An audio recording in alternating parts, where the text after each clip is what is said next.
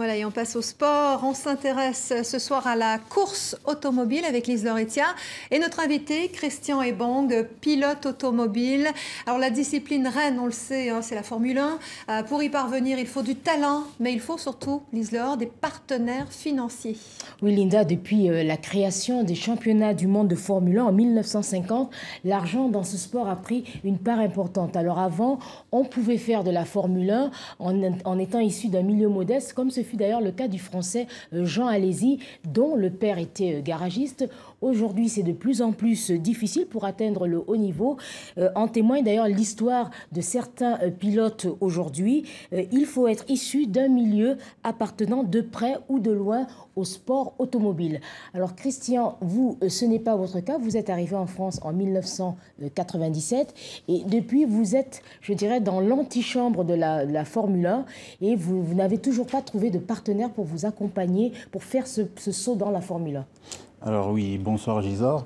Effectivement, je suis arrivé en France en 97 et j'ai eu l'opportunité de pouvoir venir ici pour vivre ma passion et essayer de percer dans ce milieu très difficile. Donc je me suis aiguillé vers des courses d'endurance, de GT et type Le Mans, on va dire, vu que je n'ai pas eu d'annonceur pour m'aider à aller vers la Formule 1. Alors comment ça vous est venu cette passion pour la course automobile? On sait qu'au Cameroun, comme en Afrique en général, le sport favori, c'est le football. Alors vous allez sourire, je jouais au football avec des copains un jour et le ballon a été un petit peu trop loin et je me suis retrouvé devant un écran d'un épicier, devant la fameuse bataille de Prost et Senna sur un circuit. Et là, apparemment, je serais resté pendant des heures figé devant cette course. Et à partir de là, c'était l'obsession complète. J'allais retirer chez les constructeurs tous les petits livrets avec les voitures. Je connaissais toutes les voitures par cœur. Je sortais la voiture de ma maman pour la laver tous les dimanches. Et je rêvais de Formule 1. Alors vous êtes arrivé en France assez jeune, vous aviez 15 ans, c'est ça? C'est ça. Comment ça s'est passé pour vous? Je suis arrivé en août 97 pour faire mes études. Et en 2000, j'ai eu la chance de participer à un challenge qui est organisé par le Conseil général des Hauts-de-Seine et la ville de Châtenay-Malabry et des villes intercommunales pour justement découvrir des talents de cité et faire émerger les jeunes via le sport. J'ai réussi ce concours, j'ai commencé en tant que mécanicien et un jour j'ai remplacé un jeune qui s'était cassé le pied, le genou et c'était la révélation. J'ai fait 3e sur le podium et la fin du championnat, vice-champion de France et champion du moins d'Île-de-France, pardon, et champion d'Île-de-France l'année d'après. Et à cette époque-là, vous aviez quoi, 20 Non, j'avais 16 ans, j'avais jamais conduit, 16 ans, c'était la découverte totale.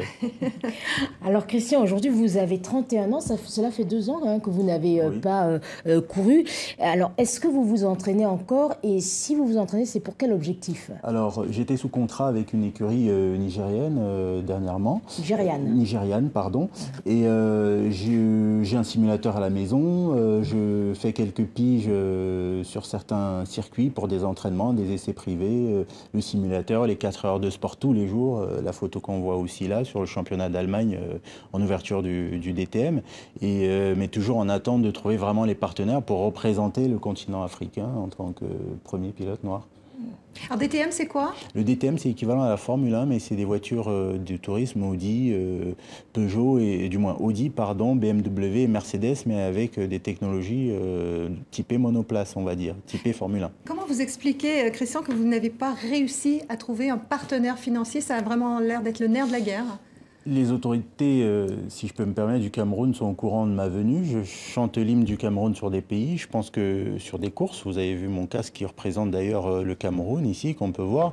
Mais je ne sais pas ce qui se passe. On pense qu'on n'est pas passionné en Afrique d'automobile alors que c'est tout le contraire. Et moi, j'aimerais bien montrer qu'un Noir peut être très bon en tant que pilote et surtout représenter le continent africain, camerounais en tant que pilote, quoi. Vous ne vous êtes jamais découragé? Vous n'avez pas, Non, par exemple, pensé à vous reconvertir? Je prépare d'autres choses à côté, mais je continue à me préparer physiquement et autres, et mentalement. Je suis entouré d'une équipe préparateur physique, mental et autres, pour attendre le jour J où on aura un partenaire qui va pouvoir me dire c'est le moment.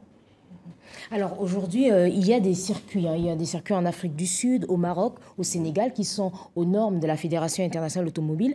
L'Afrique, elle a accueilli son dernier Grand Prix en 1993.